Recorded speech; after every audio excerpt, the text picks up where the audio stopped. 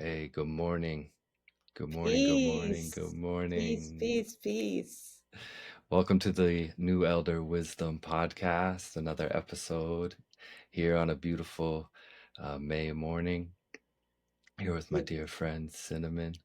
Um, Cinnamon's coming in today to speak to us about music, about culture. She's a cultural innovator and expressive therapist within the realms of music. She's been there her whole life and she's seen a lot of things. She and I have been in each other's satellite trajectories for almost 20 years, probably, Yep.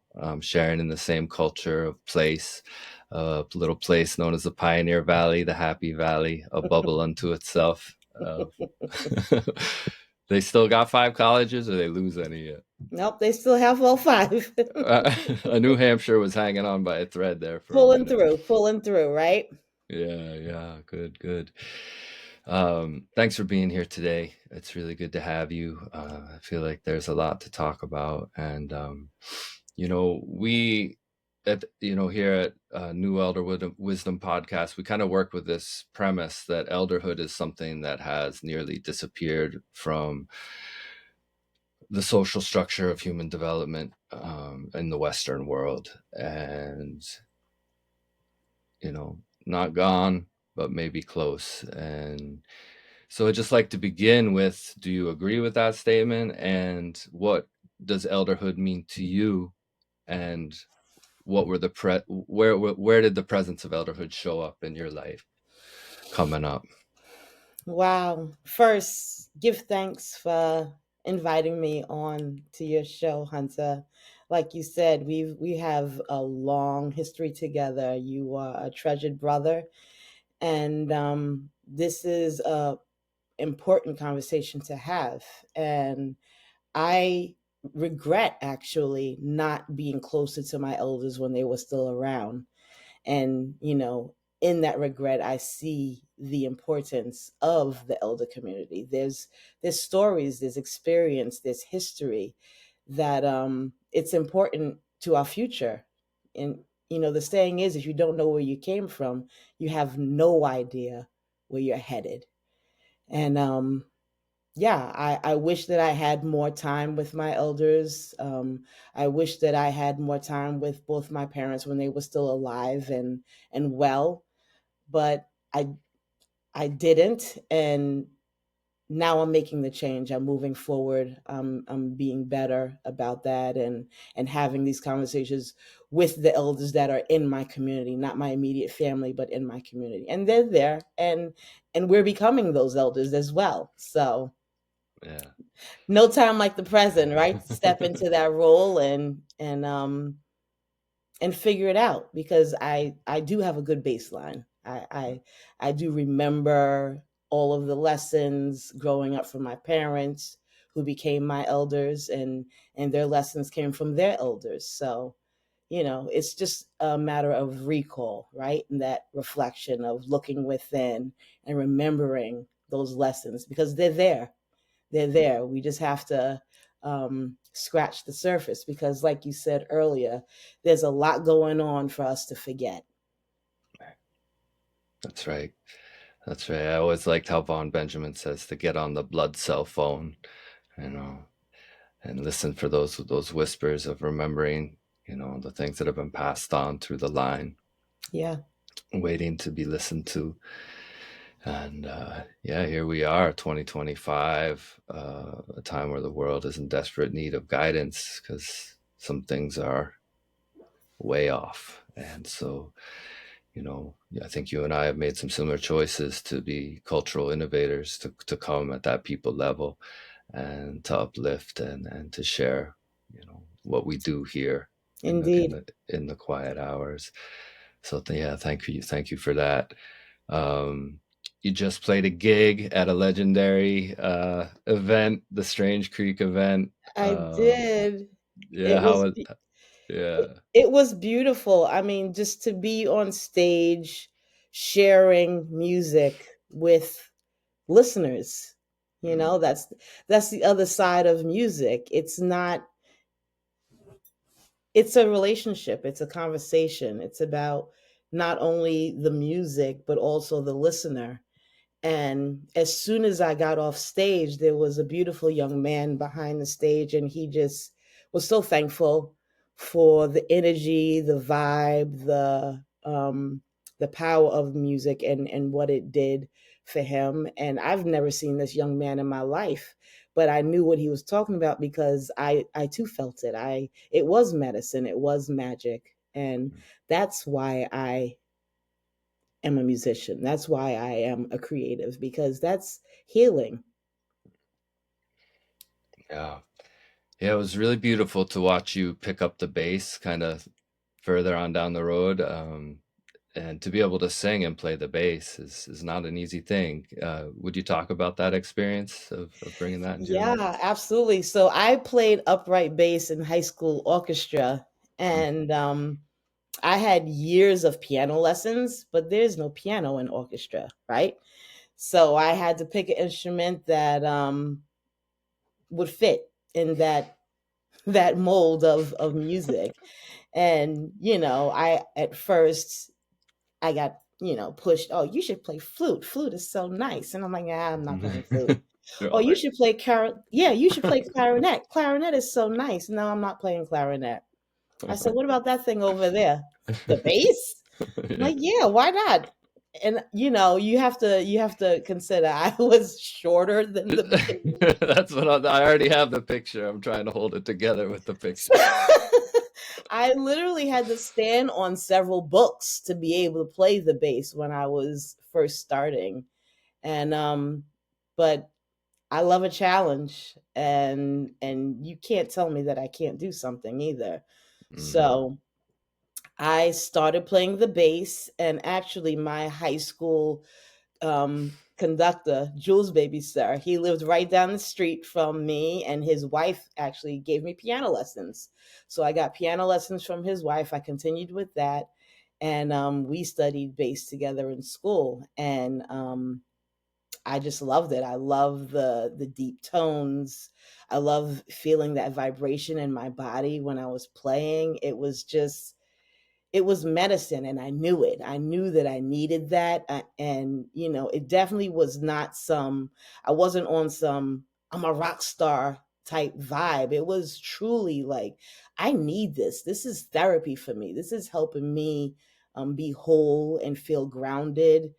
And I've just always loved those deep tones in music anyway. So that's what I gravitate towards. I always gravitate towards the rhythmic, the deep underlying tones that a lot of people don't really check into, but you feel it. So that's, you know, I just love bass. yeah, foundational. Yeah, and that's I that's just really what brought us together, right? On Yeah. these dance floors, and let's take a moment to honor love and send some healing out to our brother Iganic, Yes. Camilo. Yes. Spinning vinyl for 2 decades in the valley, and it Setting really the did stage for us. setting the stage for us. That's right, bringing the people together Yep. with the thick bass and that foundational piece. And that's always, when you're around, it's like always like, oh, here's a good foundation piece right here, and we can settle in. And when because we've been in situations where people be wilding, they just out of themselves. It's like I'll be like, where's Cinnamon at? I gotta like Let's stay grounded together. Let's keep these fools on track, right? exactly. No, but that's the beautiful thing about coming together in a space where the music is there, and we have each other to lean on each other. We can then people other people can do what they're going to do, Mm, and we have each other. We're all there for a similar reason. And it's interesting because there are always folks around that are doing things that we may not agree with, but we have each other to lean on. And so we can all get what we need out of that time without infringing on each other, right? There's room and space for everyone to be who they are and get what they need. And that's I it. truly believe that. Yeah, yeah, I remember those nights where everything, was hitting just right, and just the spaces in between were always flowing and open, no one bumping into each other, nobody making any trouble of any kind. And, Yep. and so we get our little church moments and Exactly. That get was healed up. church. Yeah. That And, a was lot of, I was a Mason at the time. A lot of time I would show up just busted from the week, that that was your cool down. That was your was my, cool yeah, down. exactly. I'd get lifted and then, haha, yeah, okay. And like Yeah. my whole body, a bunch of times I would come in, high with a high pain level and walk away, you know, um, because it hit just right. And so the pain would dissipate. That's so Um, interesting that you had a physical pain level that you were taking care of, and I had an emotional, mental pain level being at a desk job all day and having a space to come and just move and vibe and release that pain as well. So again, we're talking about the many different aspects of healing that comes from music. yeah. Yeah, 4 levels, right? The thinking, the feeling, the doing, and the spirit come together Yes. with it. Yeah, Yes. beautiful. And I do want to, because I know the kids are hungry to hear about this. I want to get a little nostalgic. So, growing up, you were in Brooklyn? Yep. Grew up. I was born and raised in Brooklyn. We spent a little bit of my family of six spent a little bit of time out in Long Island for a Mm, few years, but we eventually came back to Brooklyn, and that's where I went to high school.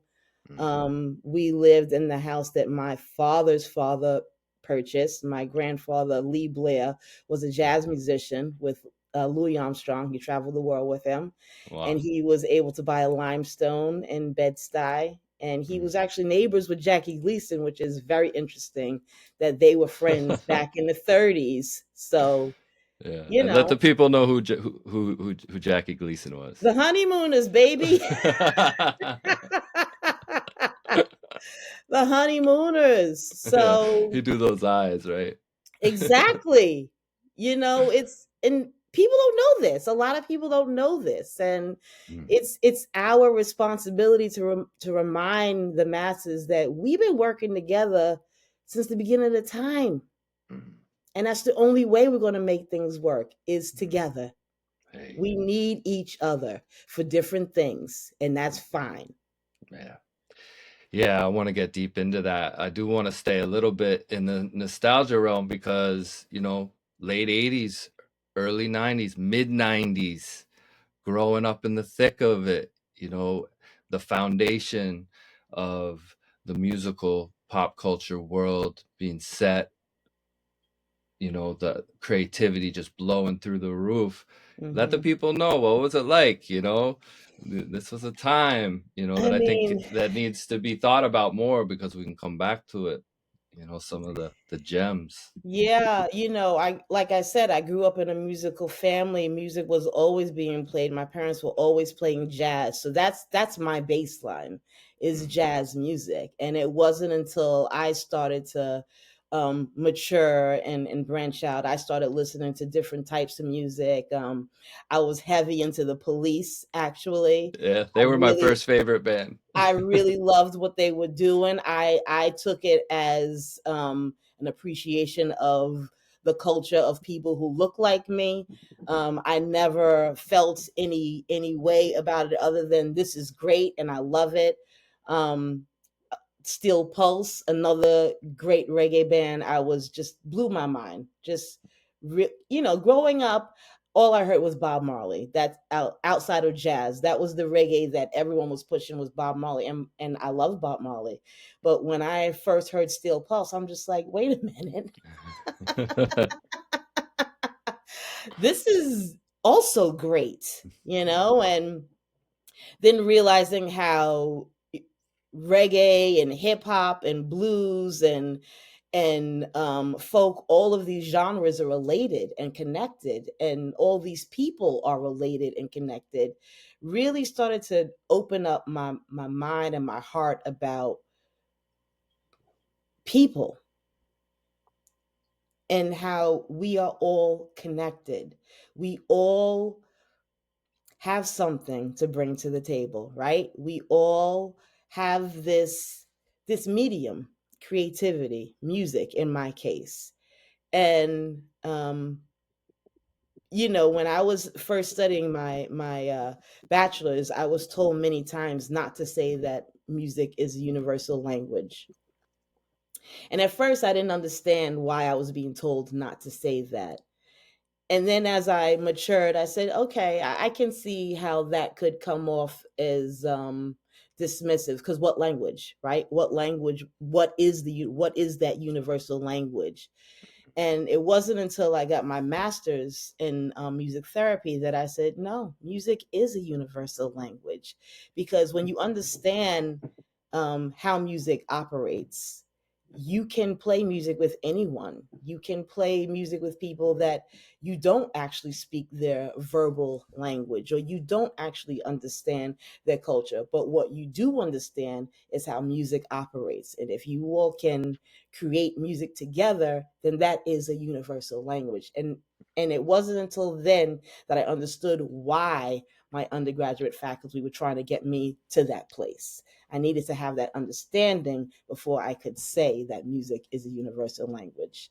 And yeah, that was the beautiful thing about growing up in Brooklyn during those times, hearing all of the music that was coming out of Brooklyn, all of the artists. There was Most Def, there was Biggie Smalls, and these are like two completely different artists, two completely different types of hip hop artists that I love, both coming out of Brooklyn during those times. So you know, that was what it was like to be in Brooklyn during those times. I mean, I remember when Mandela came to Brooklyn and just witnessing that, and witnessing the Central Park Five, and knowing those young men that my sister went to high school. My sister went to performing arts high school. She knew some of those young men. So these were very real, tumultuous times that I experienced, I witnessed, I remember, and that have carried me to who I am today. And still, I say, we all need each other. Yeah. Keep saying that, please. We all need each other. Uh, My ginger, we all need each other. You know this. I know this, and it's been wild living through particularly the past 5 years, and that's why I like want to bring us to this time, the '90s, because we got to feel this really with great thanks to the Rastafari consciousness, the Jamaica New York connection, um, the interface of people. And you spoke about the police, which is funny. All my first like three cassettes were police cassettes. I think I had, and then I had License to Ill and the White Album. Right. But they were a representation of a unity consciousness that was happening in England, which was that punks and Rastas always got along Yep. because they came from the working class people. They Yeah. understood struggle, and they were there to define and push back. Right. And so those sounds and the police are really, I think, a tapestry, an example of what happens when you unify things and look for the similarities and what each can contribute, and weave a beautiful blanket from those threads. And we really got to see that. Like there was like maybe a second wave of integration happening in the '90s within the cultural floor. You could go to a reggae club in New York, DC, where I spent a lot of time. You saw a lot of uptown downtown mix up, as they say. And I really felt it. And there was a lot of positive relationships that came from that time that in my life still continue, to bring Absolutely. fruit. Absolutely. So yeah, so much thanks for that, the movement of Ja people through the airwaves. And to a large degree, they say, basically Jamaica was kept out of civil war thanks to the sound systems. Mm-hmm. you Mm-hmm. know and then of course the events at the One Love concert Yep. to cool things down, although Yep. they still got Claudia Mass up bad. And a lot of brothers still went down Always, there will always be examples made, right? There will always be people in the periphery that are trying to stop the love from radiating. So it's our job as soldiers of love to keep pushing, right? Because they're not going to stop. So we have to keep believing in what's in our heart. We have to keep believing in the relationships that we nurture and foster. And we have to keep believing in humanity. And like I said, none of us can do this alone. None of us, we need each other, for different things. And we have to honor that. And we have to do the work. And I wish there weren't people that were made examples of the hate. Of course, there's nothing I can do about that other than keep pushing. Mm-hmm. Yeah, and I think you just there at the end spoke to the disempowerment that is trying to be achieved, from the periphery, and that does bring me, to 5 years of amplified and funded culture war. We've seen it again, but never at we've seen it before, never at this scale. And for me, raising, quote unquote white sons, I saw like the messages of disempowerment coming through, the focal point of victimhood, and you know being asked to take it all on, Right. a history that's been ripe with ultra violence, so to speak. And yet some really important conversations came forward too, and then the noise happened. And as usual, maybe these really important conversations were coming out of the Black community to begin, and then it hit the spin, Right. hit the influencers, hit Yeah. the the identitarians, as I call Oh them. my gosh. Gotta love those influences, right? Yeah, yeah. Does it equate to skill? We're not quite sure on that one yet, but for you, How for much you, skill does it take to like hop on a bandwagon, right? yeah, exactly. And So, use your privilege. and use your privilege. So I'd love to hear from you, just some roses and thorns over the past 5 years, what you saw in the social cultural agitation, where what you think should be brought forward, maybe, and what needs to be discarded. I mean, you've already been speaking to that to a large degree as well, but if you have further thoughts on that. Yeah, I mean, there's so many there's so many paths one can take, right? And we can be mad, we can feel hurt, we can feel betrayed, we can call people culture vultures, we can say that some voices are heard because of how they look. And all these things are true, but they're not the only things that are happening. And my whole life I have been an on the line kind of person. I walk the line. I can see both sides. I mean, it's just who I am. At some point we do have to make choices, right? And the choice that I continue to make is to walk the line. I could go either way. I could go, I could be mad at someone, or I could choose to try to understand why they do the things that they do, and then use that to try to convince them to do the right thing, or the thing that is going to benefit those that have been shut out. So I choose to see the good in people. I That's a choice that I've made because that heals my heart. That makes me feel like this is what I'm supposed to be doing. That doesn't mean that I don't see the wickedness. I see the wickedness. I see how people choose to co-opt a movement. And my thing is, fine, you want to act like you care, then let's use your platform. Let's see how far you're actually willing to take this. Let's use your privilege. Let's see what you really are made of. And I feel like when you call people in versus calling them out, you have a better chance of changing their mind and getting them on the right path. That's my personal belief. I know a lot of people don't agree with that, and that's their right. But that's the path that I have chosen. Hmm. Yeah, thank you for that.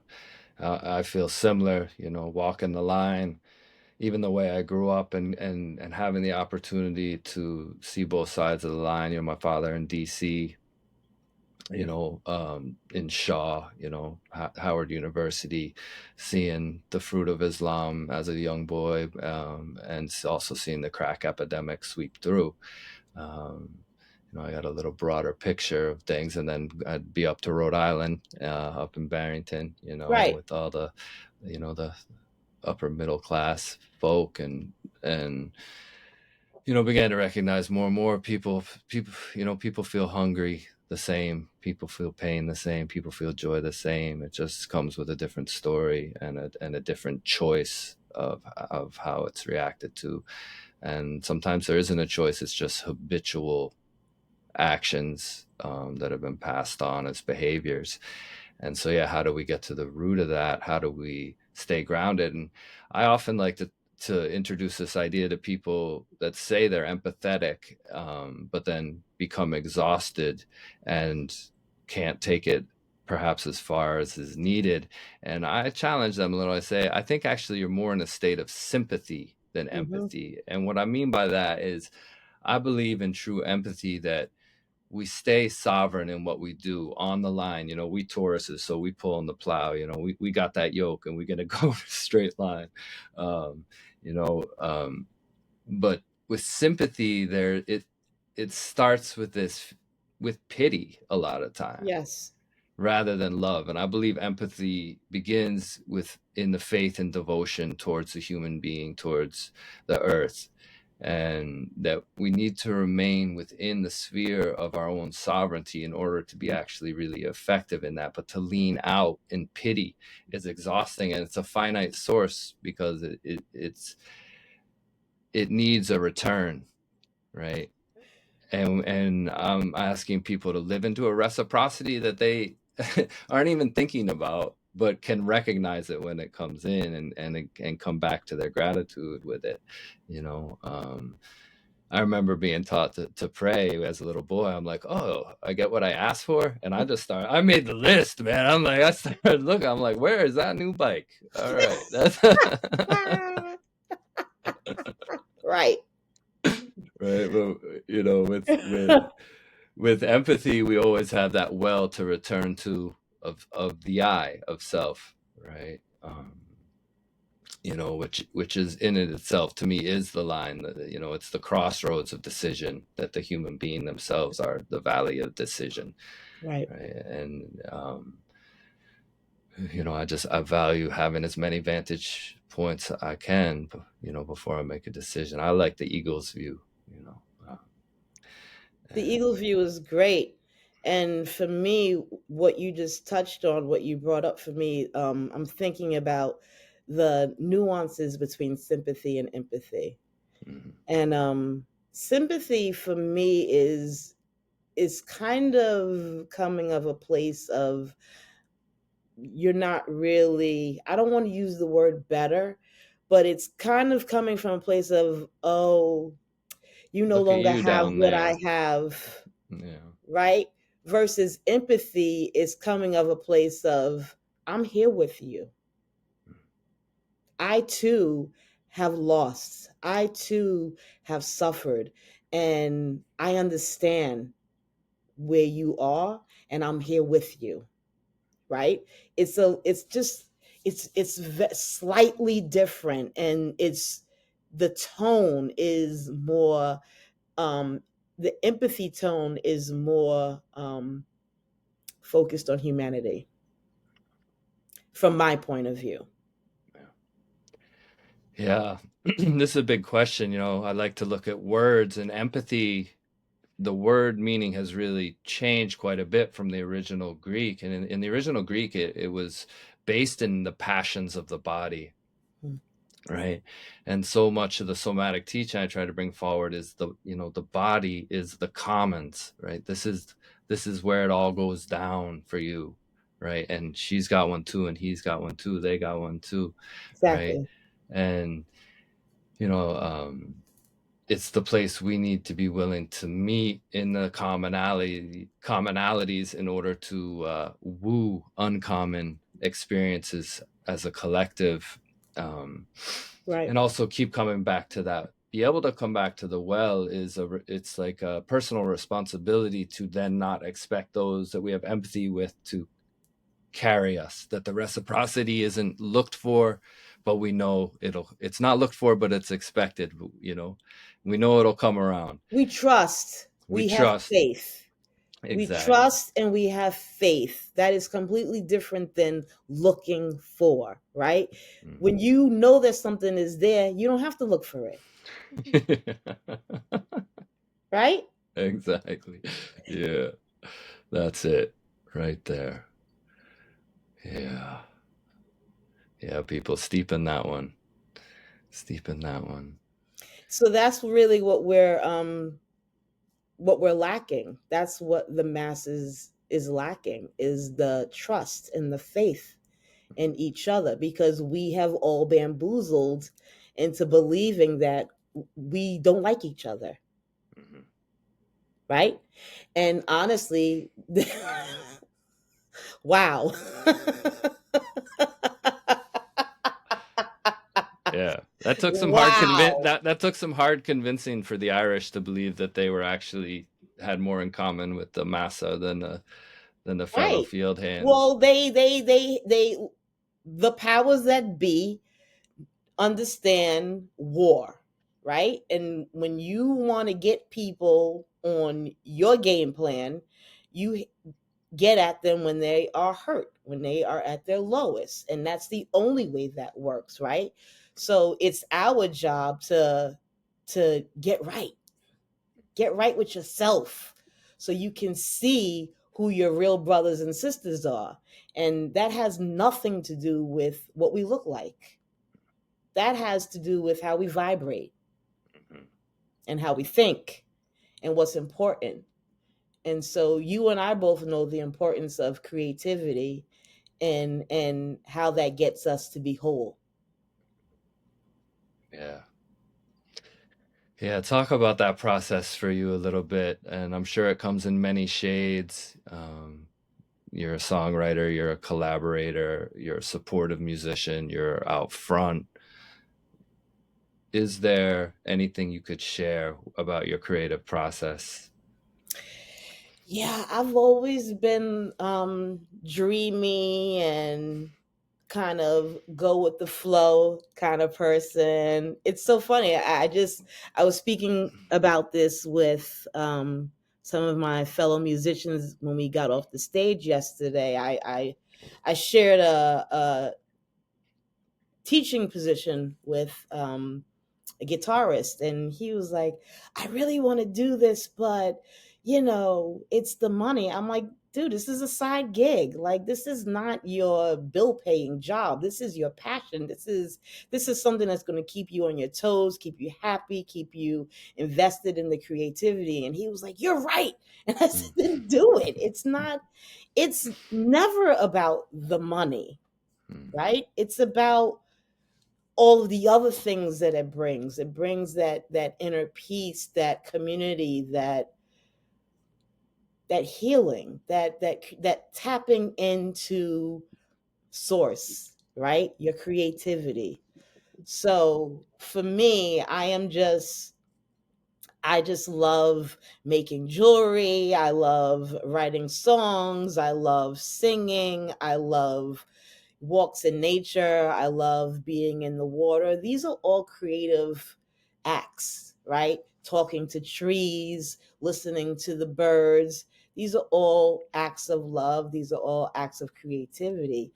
And you have to be open to that. You have to be okay with being looked at as kind of special and weird. And oh, she's out there talking to the trees again. She's interesting. She's soft. And I'm okay with that. I'm Yeah. okay with being soft because test me. I'll show you how soft I am, right? Or can be. It's about be showing up for yourself, right? Yeah. And so whatever that looks like, whatever sparks an interest in you, do it. Mm. It's gonna make you happy. It's gonna calm you.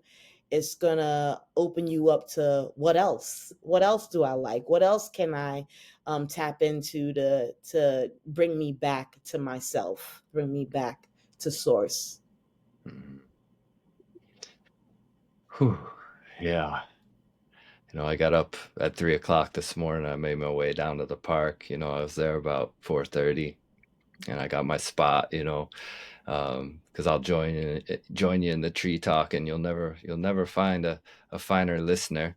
You know, and Exactly. man, it's like the ability for a place to or the willingness, you know, of a place to inspire us is so present in those threshold hours, dawn, dusk. But we never know. We can always be listening, right, for love to come through and say, "Hey, let's articulate this impulse that is greater than all impulses in this way now." And I'm getting better and better at both capturing, but also having that faith and surrendering. A lot of times I've been writing songs lately as choruses only, and then just improvs within, and not being afraid to do that, um, in order to demonstrate that faith. I think that I can get out of the way just enough so that the context of my experience can help love express itself, Yeah. and within that there might be some lament too, some blues about it, and we might need to get about that, and then always return to praise. um and I love that you talked about the money thing in music. We know a lot of musicians, that have been jaded, got a little jaded, but I did want to shout out the Equalites. How many gigs has that band played? they just 5,000. they just keep going. Oh, way more than that has to be. They just keep going. What an inspiration, huh? And Man, Dave I Boatwright. really, really grew up as a musician singing with the Equalites. Hmm. That was an honor and a blessing. And man, what a honor was it to be on stage with Dave Noonan Wow. yesterday. Yeah, Yeah. Dave Noonan was the drummer for the Equalites for the better part of my time with them, and what a solid dude. Yeah.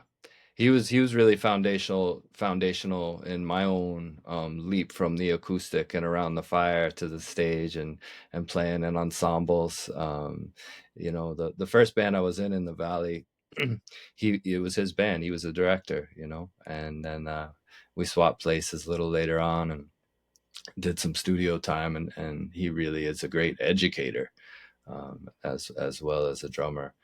And yeah, so yeah, big up Dave Noonan, the whole Noonan clan out there. Yeah, yesterday was his birthday. Shout out to Dave Noonan. Yeah. All right. Well, make sure he listens to this. Yes. I know the up in Coleraine, man, the airwaves can get thin. Hopefully we can get to him.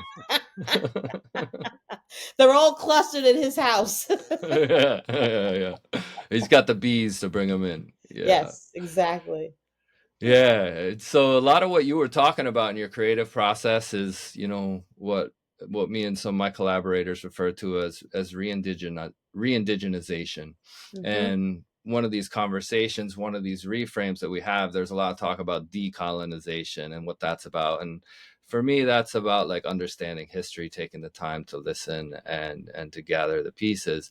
But then there's this blockade at the end of that road for me of,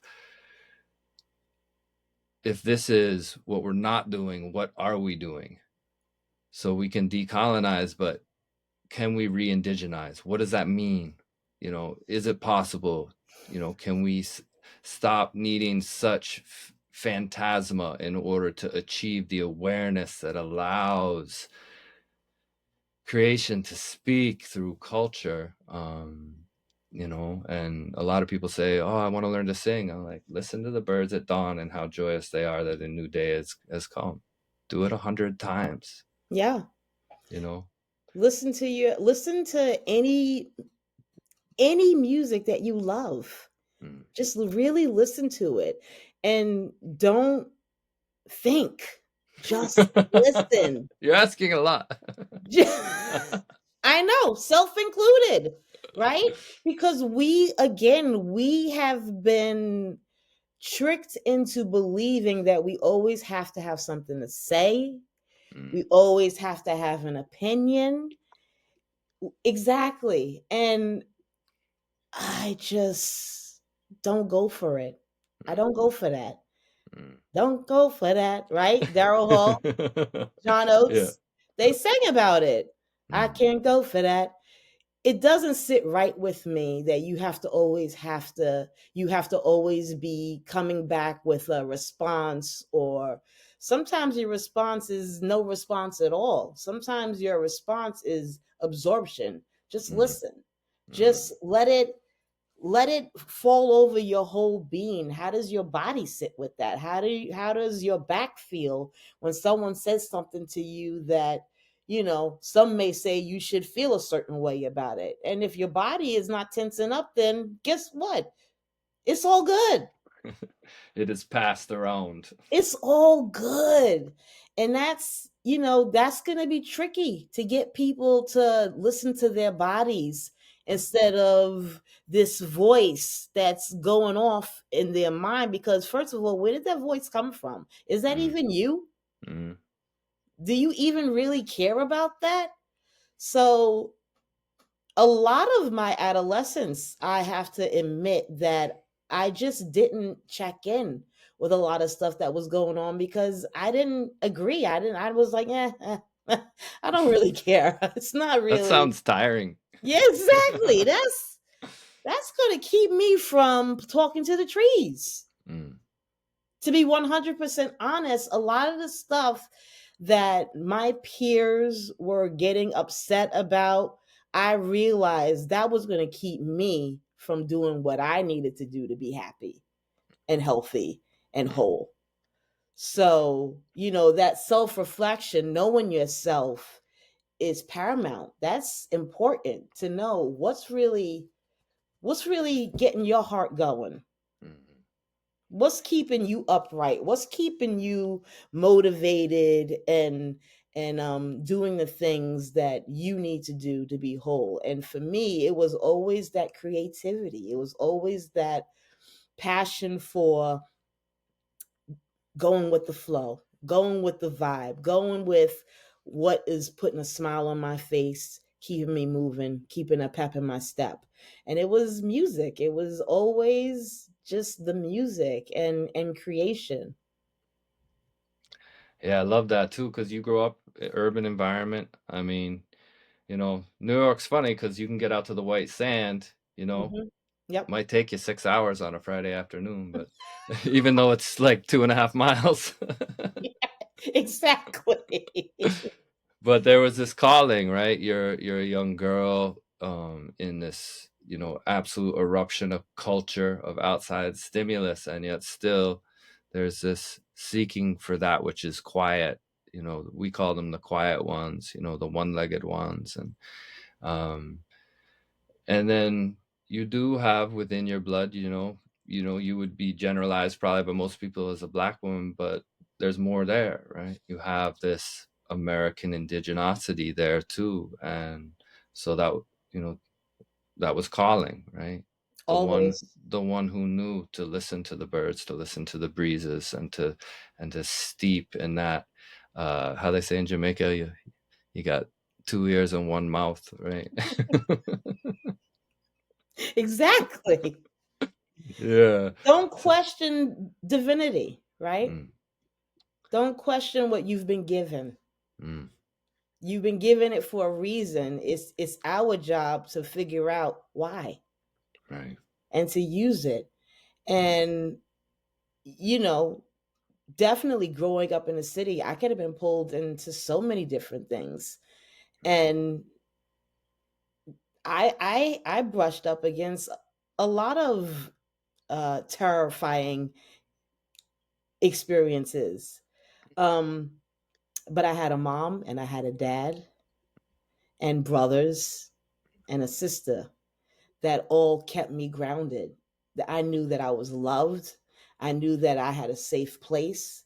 I knew I had people that would fight for me, search for me. If anything ever were to go wrong, I knew that I had community. So when you know that you have people that will show up for you no matter what, you tend to make better choices, right? So that's what our community needs. Our community needs to know that we are here, we are not going anywhere. It is our job to show up for each other and um, be empathetic and understand that we need each other, right? I mean, when I was in high school, I was in the orchestra. We talked about this already. And orchestra happened first thing in the morning. So that meant I had to be at school at 6:45, which meant I had to be on the train, the subway, at 5:45. And let me tell you, I saw some things that no man would want his daughter to see. I saw some things that no mother would ever subject their daughter to. And I pushed through because I was focused, I knew my worth, and I was alert and aware of what was going on around me all the time. All the time. And that's because I was loved. I had community. Yeah, it was such a beautiful testament. I've spent a lot of time in men's shadow work spaces, and the stories that come over and over again is a fractured home of, even people that were constantly moved, and that's kind of how I grew up. I lived in like a dozen houses by the time I got to high school, um, and it is unsettling, Hmm. and so, to have that, yeah, always have that, the home drawing you back. What a beautiful testament to the power of family and home. Absolutely. That stability is just, that's another thing that's missing in our society. People don't feel like they have a home. They don't have, even with a two-parent family, if you are constantly being moved around, like you said, it's hard to feel stable. Yeah, and that's what ultimately I think the earth is looking for, a little stability. Such uneven ground right now, Hmm. and um, you know, it seems as though we've seen that everything now being available all the time. I was thinking about this the other day. Like lately, I've been actually not allowing myself to listen to a music or podcast periods of the day. If I'm driving, it's just like not right now. I'm full, Hmm. and I need to begin to recognize that. And it's almost like something's lost in that. There's like a instability in the abundance, almost, right? And it comes again to that ability to shh, let's pause for a moment. Some of the men get mad at me. I'll say, guys, a lot of time I want to give quotes. That reminds me of a quote, right? I'm Hmm. like, oh, this is a quote free zone, actually. I love that. And it's, they kind of look at me, and um, you know it's like the age of the quotes. If quotes could, if quotes and books could cure the problem, we'd be set, They would have right? already. They would have already. And I encourage everyone to read, and to continue Absolutely. to read paper books. But there is this quality of leaning on what one already knows to give identity, when there's this opportunity actually to allow. And I believe this is an aspect of empathy, that something will arise between us that is richer than what I've stored up, you know, And you talked about, so many clients are like, I gotta get out of my head, I gotta get out of my head. It's like, or it's like, well, how about we integrate it with the rest of the community? And so I actually use reggae dancing a lot of time with men. If the group's unsettled, if I hear this a lot, I'm so heady, I'm so heady, I'm so heady. And I don't let them use their arms. They can only use their feet, and they can't look at their feet. Okay. you know and always slower one drops, help them find the skank to walk. It's like, these are baby steps here to bring it into rhythmic time, with creation, and for me, reggae has so much space, and that's what allows both faith and works to move side by side Mm-hmm. within the Mm-hmm. music, and to give people a foundation of walking, right? Mm-hmm. Like, how we call it, right? Stepping, right? That It's like, heartbeat, right? It's yeah, that, you talked about, you just said how sometimes you have a client that's like, I got to get out of my head, and you are enabling to get it in their whole being, yeah. right? P- That's where it needs to flow. It needs to go down. It needs to Down. touch your toes, and it activates movement, right? And that's where the dance comes in, like to lower your shoulders, relax, wind your waist a little bit, right? And that is the beautiful thing about reggae, is that there is so much space involved that allows you to have an imagination and play with the dance, play with the music and in your dance. So I love that. Yeah, yeah. Bring it home. It's even still in the industries of mind body, um you know techniques and schools, whatever. They still, a lot of time, they put a dash between the two, and I'm trying to say, hey, this whole thing is the mind Mhm. body, Mhm. the physical one. There's other Mhm. layers, other Mhm. bodies, Mhm. so yeah, how do we, so much of my work in the beginning with any kind of somatic therapy is, let's unify the whole. Let's strive towards this wholeness of an integrated community of parts, where the sum of the parts is, or the whole is greater than the sum of the parts, right? Yes. Because something is born out of the unity of being in. I often say too, like, the body is it's like the contract you sign. You're like, put me in, coach, I'll go. Let me just sign on that contract. I'm in, you know.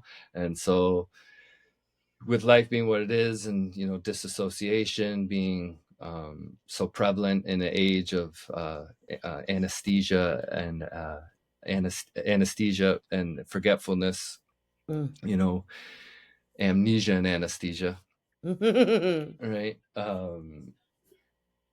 Coming in is like so often the first step, and there's such thing as too much in as well. This is where you get things like autoimmune disorders and stuff, where the Mhm. contraction in is so extreme.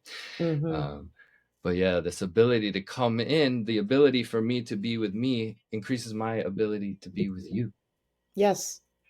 Right. right? You can't really it's tough to just be, first of all, when we have a culture that's constantly telling us who to be or what to be. Mm. So to be able to just be and be cool with that is a huge step for a lot of folks. And then once you are able to just be, then it's so much easier to be with others and just allow others to just be, right? It's funny because people will call it awkward silence or, funny little things like that. I love just sitting with someone and not saying a word, because there's still a lot being said without verbal, what's the word I'm looking for, verbal signs or verbal prompts. If you just sit with someone, you're picking up on their breathing, you're picking up on their gaze, or you know whatever is nonverbal, you're picking up on it if you're paying attention, and you're allowing yourself and the other to just be. And Like you said, we're a culture that's so invested in all of this technology that we have. And technology, the tools are great. I'm not going to say they're not, because they allow us to do a lot of things. Here we The are. problem with these tools is that we are um, so reliant on them that we don't know how to do certain things by ourselves. I'm going to give you a perfect example. So, yesterday, after my gig, I was also supposed to go to the Red Sox versus Baltimore game. Okay. So, technology, the game ticket was attached to my phone, my parking was attached to my phone. I'm not that familiar with Boston. I still need GPS to know how to get to all these places. So I'm on Route 2. Just as I'm getting off Route 2 onto 3 South, my phone dies. Mhm. Dead. Like, it didn't need a charge, it was dead. Good night. Yeah, good night. So I'm like, all right, well, I know how to get to Fenway from memory. So let me just see. I'll just drive, and hopefully my phone will turn back on by the time I get there. I get to Fenway, phone's still dead. So that means I can't park because I don't know where I'm parking. I don't have the ticket to get in the parking, and I don't have my ticket to get in the game. And I have to go to the bathroom. So I turn around, I get back on Route 2, I head home. And halfway home, my phone turns back on. So I'm driving. I'm like, this is perfect. So I send a voice message to my friends who I'm meeting at this game. And of course, we're all sad, but this is divine intervention. And that's how I'm looking at it. Mm, This is divine telling me, nope, you need mhm. to go home. Enough is enough, girl. Enough is enough. So that's exactly what I did. I came home, I went to the bathroom, I settled down, I chilled out, and I thought about everything that I have to be thankful for, and what a blessing it was to be able to perform on stage with some of my favorite musicians in the world and get that healing. And that was pretty full. That was pretty full. Yeah, that's a day well lived. Yeah. Mm, So that was just, that yeah, was a message. Like, you don't need anything right now. You've been given so much. Just go home. yeah. Am I in trouble if I hope that Baltimore beat the Red Sox? And to be 100% transparent about that game, I wasn't going that game to watch that game. I was going to that game to hang with my friends. Yeah.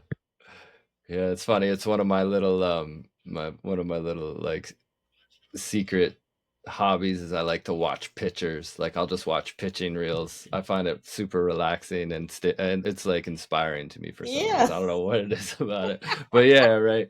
Yeah, though again, those gang colors come in all sorts of arenas, don't they? Gang, gang, right?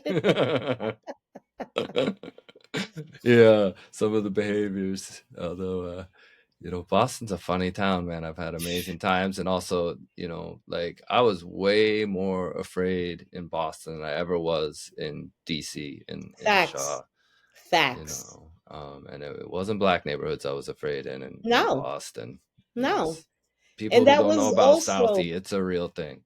exactly. And that was, for me, it was it was such a blatant message of go home. You Hmm. don't need to be at this game. This is not where you should be right now. You will have other opportunities with your friends. Just go home. Sacred pause. Yeah. And we Yeah, all need to do it more. yeah. It's funny because I saw a video recently that suggested that our devices have feelings. And I'm going to be 100% honest with you right now. Every time that I have said anything negative about my phone, it acts up. Okay. Yeah, that's a big can of worms because this is actually I'm about to do a three-way podcast with a dear friend from a think tank and then my brother Kale for the indigenous mind to talk about just this because some people are saying, you need to treat AI as sentient and um we disagree, honestly. And the reason for that is we need to be careful about the level of intimacy that we allow with these devices. That's what it is, you know Hunter. and what people don't understand is like AI started lying like a week after it was came about, in the image of its creator. And is that feelings or is that static in general Programming. I think the program? message, I think the message, Hunter, for me anyway, the message is these are tools Mm. and we still need to take care of our tools because Yeah. we need them to do the things that they do. So Hmm. it's not about being nice, it's not about babying, it's about treating your tool like I would never throw my bass on the floor. I would never curse my bass, That's right. right? So it really is about just being thankful. Yeah, because it's And still we call them electric rocks. it's electricity and we have to have respect for that too, Yes, right? indeed.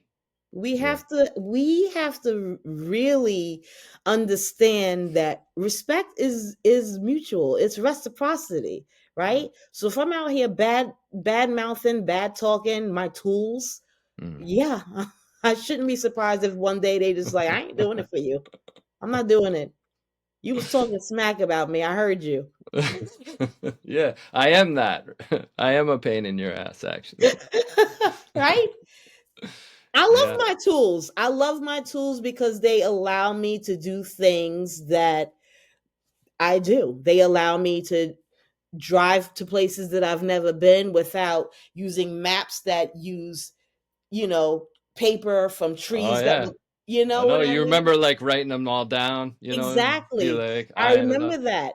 But using the keep resetting the mileage thing so you knew how far you had gone and when that turn be coming up.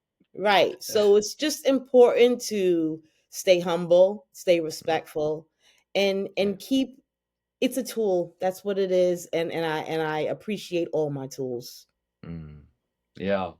Yeah, I think like like some of the concerns coming from is there's some people saying that it can be a voice for the ancestors, and that's something we need to be really careful with because of our need to hear the voice of the ancestors. Yes. And will the nature of AI, which has learned so much about this deception, always put a distortion on things, and that's like a little bit of distortion goes a long way. Like the Ten Commandments would be an example, right? Thou shalt not kill, or thou shalt nurture life, Right. right? Which is the distortion, right? Like to Right. even put it in the sphere of murder, and it actually didn't say thou shalt not kill; it said thou shalt not murder. Right. You know, Because those are two different things. yeah, and they used to try and call Bob Marley out on that, the fruits of Babylon, right? He say Babylon have no fruits, right? The problem is not the tool, it's the flesh, right? Right. Exactly. Yeah.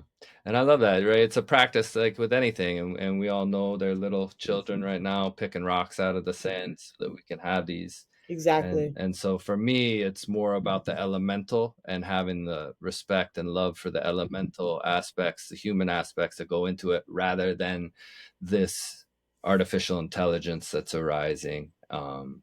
And for me, only the creator God can create a soul. you know for me, if when the human being thinks they can do that, then they are not in alignment with the law. For me, Divinity. divinity, that's only one. Yep. Only one. And here we are in the multiplicity trying to figure it out as human beings, looking for a way, not the way, a way. Oh way. Yes. Yeah. You remind me of I took a class at UMass many years ago with Professor or Doctor Page, and it was the what was it? It was based on when does consciousness begin, mm, right? And that's way before we're born. It's when we're still a spirit, a soul. And just understanding that being part of the wave is just as important as your individualism, your particle, but being part of the wave is bigger. mm. And that's what we should be striving for, something bigger. Mm. Yeah. And to face the obligations that come with the willingness to do that, you know, to not just pray for a new bike, but to, you know, pray for the work that'll come along with having that bike. Maybe Yep. riding over to your elderly neighbor's yard and doing some raking, whatever it is. Putting in your piece. And this comes again to, for me, the relationship to learning is so much what elderhood is about, both as we strive. I like, we've been using this term elding as a process, because let's not get there before we're there. All right, let's be good uncles and aunties here for a bit longer, but also be willing to walk this road that in some ways is uncharted, though there are footprints in the sand, right? And we can begin to orient towards that and begin to feel that pull of life towards that time to go back. We can do that too, but yeah, what is the inception point? What I always like the term set and done. And when it comes to the human being, they're like, the human being's been here this many thousand years. I'm like, that was set and done at the on the first shot. Right. It just took us trillions to get to this Right. stage. Time scale, deep time is, and the human perspective has also been greatly warped as to what's really happened. Like, where these civilizations come from, where these cities, even the United States, where they arose from. And so we're going to be getting together July 10th through the 13th. We're going to bring the people together um, for something called Somatic Song and Service. The name has been landed on. We're going to get into our body, get into our voices. We're going to share and build culture and set a foundation um, for how we can support each other in our re-indigenization, bringing forward what is our right, which is to be an instrument of culture and an instrument of belonging, and picking up the responsibility. It's not a free ride, peoples. No, it's there's work to do. There's work to do, There's but we work can have to a do. blast doing it, right? It, I mean, yeah, life is a party, right? Mm, If you living, if you're living truly, mm. it's a blast. Yeah, yeah, we get to do that here, and it's my intention to begin to cultivate a space to bring these communities together deeper and deeper, to have these conversations of unity again, and to just do the things. We're gonna get up at dawn. We're gonna go in the river. Yes, it's cold. We're gonna go where it's real hot too, and we don't necessarily have to begin at the pain point.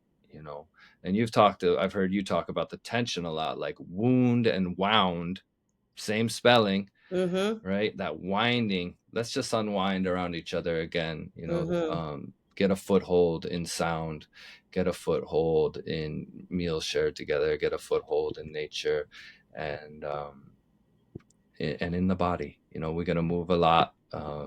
This last event that we did 3 hours of movement in the morning. Awesome. Really Awesome. pushed, but beyond fitness, beyond flexibility is the awareness. And I think that's what we're really, has been the unifying theme here today, is that there is an awareness available to us that requires cultivation, nourishment, and attention and that we can do that, and it's sometimes done alone, unseen, not with on Instagram, and then Right. other times Right. it's done together with the people, and we have to continue to come together more and more and more and look for the commonalities so that we can face what's hard and what needs to be faced, and move through it, without even a need for any kind of resolution, but a Right. willingness to continue to show up on the road together. So that's what That I'm is the doing. resolution. Yeah, That is the resolution, especially revolutions. when speaking in musical terms. Mm, When you come back together, that's the resolution. right. So So I'm looking forward to it. we're doing the thing. Good, good. Yeah, so stay tuned. We're gonna keep the tickets limited. It's, and because we want the intimacy, we want, we don't want a frayed energy. We're going to be together in ceremony for 3 days, and it's going to be a beautiful thing. So, Cinnamon, thank you so much, for being with me today, Yes, brother. transmitting your wisdom, and this won't be the last time you're here on the New Elder Wisdom podcast, that I know. So yeah, so much thanks and praise. Peace So and blessings to you. Have a beautiful day. yay, together we'll do this thing. All right. Oops, no, no, no.